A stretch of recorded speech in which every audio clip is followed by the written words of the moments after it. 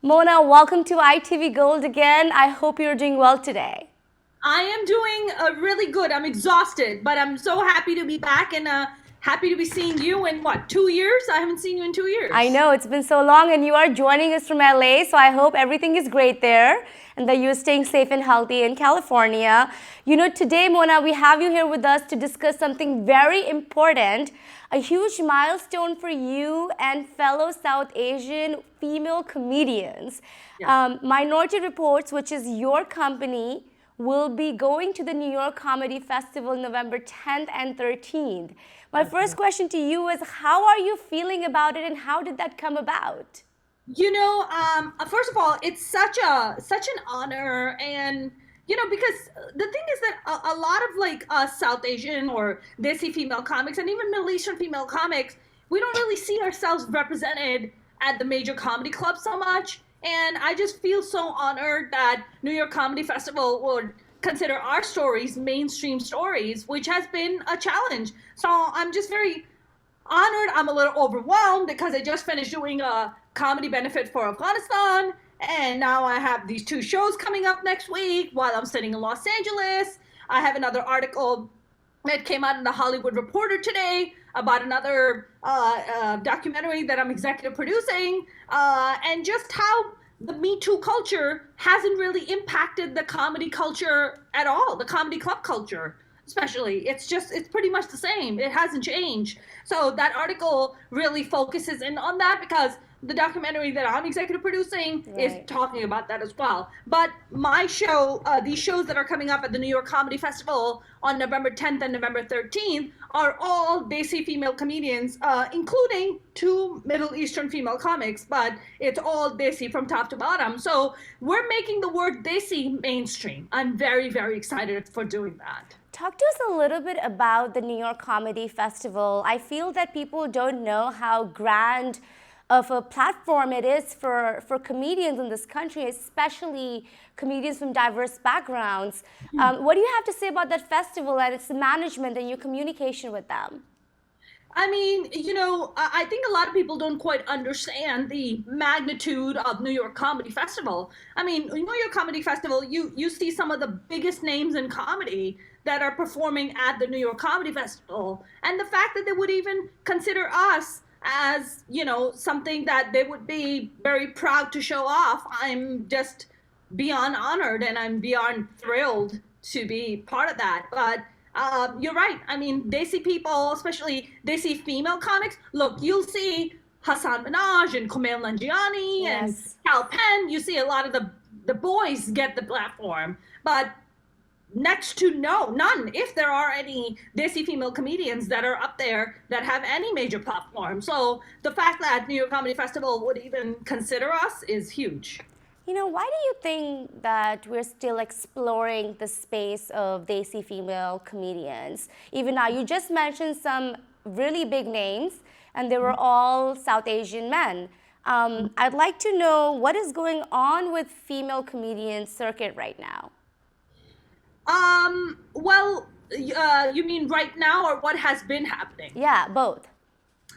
Well, I can tell you that being a female comic, being a comedian is hard enough. It's a hard life. Being a stand-up comic is a hard life. There's no denying about that. So if you are thinking about becoming a stand-up comic, just understand stability is not the word that comes to mind when you seek stand-up comedy. You do stand-up comedy because you have a need to do stand-up comedy. I have a need to do stand-up comedy. And as far as why female comedians don't get the platform, look, the bottom line is that got people, I think, even as a society, we're more conditioned to accepting things from coming from a male mouth, maybe if it's a South Asian male mouth, than a female mouth, because the acceptance and the standards are very different. Like somehow that if you're a male comic, you can get up there and talk about pretty much everything. But for a female comic, we're kind of put in these boxes and this restriction that we can only talk about certain things. But the truth is that I'm a comic first and foremost. I'm not a female comic, I'm a comic, period. And I have the freedom and the ability to talk about pretty much any topic and go toe to toe with any male comic that's out there. That's the Right. bottom line. I'd like to sort of now go into your personal experience and your life with comedy. What were some of your earliest, moments of realization that this is what you wanted to do? And again, talking about the fact that this is so unconventional, comedy just is so unconventional. How was it discussing this field and this career with your family? Yeah. I get this question. It's usually Desi people who ask me this question, by the way. It's only Desis who ask other fellow Desis, how do your parents feel about that? Look, I think you know the answer to this, and I think a lot of your viewers already know the answer to this. Desi parents have not been very open to their kids going in the arts because let's be real, they don't have a point of reference about how successful could you possibly be, how much stability could you possibly have, or can you even make a living doing this? And the truth is that you can. With the likes of your Hassan Minaj and your Kamal Nanjiani and Cal Penn, don't get me wrong, it's a really tough business. However, it's not impossible to go and make a living. Now more than ever before, you see so many more brown faces on television, in TV shows, on news, on pretty much any media outlet you can think of. There's a lot more brown faces than usual. But I feel like, my parents were not very, my father had passed away by the time I started doing stand-up. So he wasn't there to be completely disappointed in me. But my mom, she was there the first time I did stand-up comedy, and she came to my first open mic, which, don't do that. Don't do that. It's the worst thing you can do to yourself. Why would you do that? But I did it. I did it to myself. I brought my mom, and I was telling some not so clean jokes. And people were like, and I was like, my mom's here, and I'm telling these jokes. And people are like horrified. They're like, oh my God, your mom's here, and you're telling these jokes. And I was like, language barrier is a beautiful thing. You don't understand. She doesn't understand half the things that are coming out of my mouth. Of course, what a great story. When you are looking at your journey, Mona, what would you say were some of the biggest, break that you got in the field, in the industry? What were some of those, achievements for you? I think there have been more in recent years. I've been very fortunate. I feel like, ever since I started doing comedy, pretty early on, I ended up getting featured in LA Weekly and Huffington Post and Washington Post, and I got a lot of media coverage pretty early on in my career, which is kind of exceptional, which is not something that's very common, but I just got lucky for some whatever reason. I'm seeing the Women's March in San Francisco for a crowd of 60,000. That was a huge, huge achievement. To this day, it's a huge credit for me. Being on The Rookie on ABC was huge. I made my first primetime debut this year. I've been on Apple TV Helpsters, which is a huge TV show. My character, Raina Rafter, they came out and offered me that role. And then I have a bunch of other projects that are in works, including the documentary that I'm executive producing that's in the Hollywood Reporter today, plus the New York Comedy Festival shows that are coming up next week, and I have a bunch of other rooms that I'm getting booked in, and I have several other projects in works. So just taking that, if I was to ask you your, top 3 tips for comedians, especially that are South Asian women, what would you say? Top 3 South Asian comics? Yes. Well, even if I mention them, people won't know them because we don't get the breaks on the level that Hassan Minaj and Kamal Nanjiani does. They don't give us breaks on that level. Yeah. Let's talk now a little bit about Minority Reports. I'd like for you to discuss what the company is all about and all the incredible work that you have been doing for the last couple of years. How has the experience been for you? Why did you even, find the need to create a company like Minority Reports? Yeah.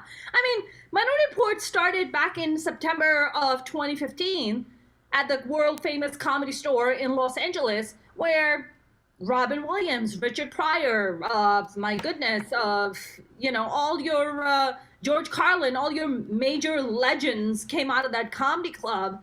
I went and pitched them this idea in September of 2015, and I said, you guys don't have any shows that have people like myself. Like, we're not represented on your stage. So I know that I'll probably never pass this comedy club, and neither would any of the other brown comics. So what if you just let me produce a show, and I'll just bring in people like myself. And they were like, sure. And I did this even before the conversation in Hollywood about representation and diversity. That wasn't even happening then. But I'm very happy that I started the show, and because it was really a show for the others, because I always felt like the other. Somehow there's this mentality, there's this narrative in the stand-up comedy world and in major comedy clubs that only straight white guys or straight white women and maybe some straight black dudes can have their stories and they're humanized. But somehow our stories are not human to people, which is very bizarre to me, because South Asians, Middle Easterns are very much part of the American fabric as any other ethnicity. So our stories are just as human as their stories. So I don't think they have gotten quite with the program. That's why I'm very proud that Minority Reports makes its major, milestone being at the New York Comedy Festival. And that's on November 10th at 8 p.m. at the West Side Comedy Club. So get your girlfriends and come on out. And then November 13th, which is a Saturday, we have our show at 10 p.m. at Caveat. And we have a Bollywood dance after party with DJ Pavan, because what would a Desi show be without a Bollywood dance song? I mean, come on. Yeah. What is the point? Definitely. I'd like to know, how does it make you feel when you have to talk about representation and sort of normalizing the South Asian community and the people of that in the field of comedy? How difficult has that been? You mean like to get booked in major comedy clubs? Yes, and to just, have our community be just looked at as normal Americans trying to make comedy. How difficult is that? It hasn't been an easy journey. I mean, stand-up comedy is hard as is. And then you add the woman factor, and then you add the woman of color factor, those things just kind of make things a little bit more challenging. I must confess, the comedy world has been a lot more open and receptive to hear stories like my own, and I'm very grateful for that. But when you go to major comedy clubs, that really is not a conversation. The most people of South Asian descent that you'll see up there are mostly men. It's all boys. It's very rare that I'm on a lineup at a major comedy club, and if I am, I'm the token diversity girl. They're like, oh, look, we have a woman and a woman of color. We feel really great about ourselves. And by the way, there's 9 straight white dudes on the lineup. Wow. And you're like, there's more of us. You can literally do 50-50. That's why my shows, the Minority Reports Desi Girl Set Out, that's coming up on next week at the New York Comedy Festival, it's top to bottom women. It's top to bottom. The producer's a woman. The host is a woman. Every single comic on the lineup is a woman. And not just any other woman, Desi women and Middle Eastern women. And talk to us a little bit about these women that you will be representing at that awesome stage, Mona. Talk to us about, why they're so awesome. What are some of their best qualities according to you?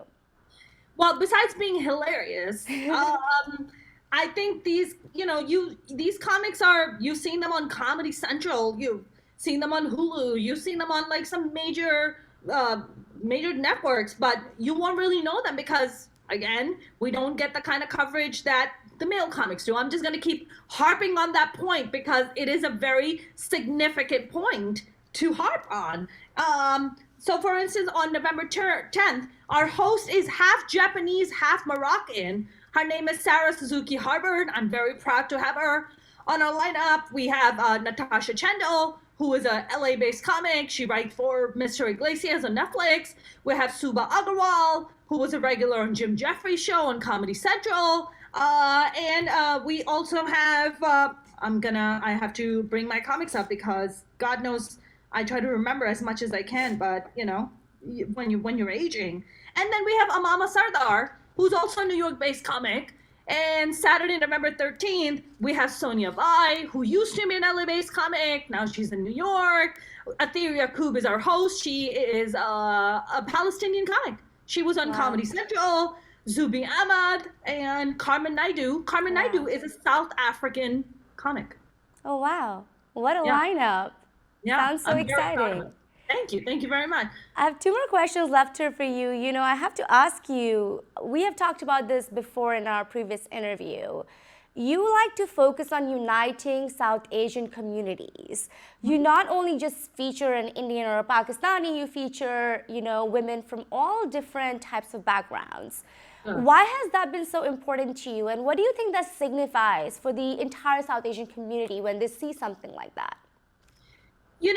I feel ever since I grew up with a lot of men in my family, a lot. I was the only girl in the family, and I never felt heard. And I think I never felt heard in family. I never felt heard in the culture and the environment I grew up in. And I think even as an adult, now I step into the stand up comedy world, and it's the same pattern that's being repeated where I don't feel like we're heard. I'm not heard. So I'm like, if they're not hearing us and that we have to constantly wait for them to create platforms for us to be heard, why would I wait? I have the power and the ability and the talent to build a platform where I not only give myself a break, but women who are like myself, I can give them a break too. So I think what happens with every comic, I've been doing comedy for about 11, 12 years now. When you hit that 10-year mark, something happens to you as a stand-up comic where you ask yourself, what is my voice? What am I about? What is my comedy about? And I came up with a conclusion that my comedy is about giving voice to the voiceless. So that's why you see me very passionate and very adamant about putting all female comedian lineups, because we don't have a voice. We haven't had a voice for a very long time, and we're still struggling to get a voice. Yeah, power to the women, as they say. Yes. Power to the women. My last question to you, Mona, has to be, I would love to know, and I'm sure the audience would also love to know, how would you like us to help you? And your passion for getting more South Asians out there, South Asian women out there. How should the community support you? Well, you guys can definitely support me by coming to the show and selling the show out. So that's number one. That would be Yes. amazing. Because the thing is, here's what happens to a lot of the comedy clubs, right? When they see a show like ours, they're like, okay, how many people of their community and other communities are going to come and watch the show? But when you don't sell the shows out, the comedy clubs don't see it as a community with value that they can cater to. So at the end of the day, they're looking at dollars and cents, because it is show business. It's a business. So they're looking at it, hey, if there's a demand for it, we want to be there to fulfill that demand. And I'm telling them, look, there's a huge demand for this. That's why I'm creating this platform. And I've created this amazing Minority Reports platform for exactly this purpose. I am telling you that people want to come and they want to watch, and they want people who look and sound like them on the stage telling their stories. So how the community can support us? They can come out to the show, help us sell the show out. Go buy your tickets, minorityreports.com. Get your friends. They can follow me on Instagram and Twitter. They can share the content that I have and the other South Asian female comics that are on the lineup. Share their content, watch our stuff, share it. It's all about just promotion and word of mouth. How many times you watched a comedian, you're like, this is really funny bit, I want to send it to my girlfriend or my boyfriend, and I want to tag so-and-so. That's a form of promotion. Yeah. So I would love, and we would love that kind of support from our community. Yes, and for all the audience, again, it's called Minority Reports presents Desi Girls Night Out. And Mona would be there at the New York Comedy Festival next week. Yes. Mona, thank you so much for your time on ITV Gold, and I wish you the best for this comedy show. Thank you so very much. Thank you.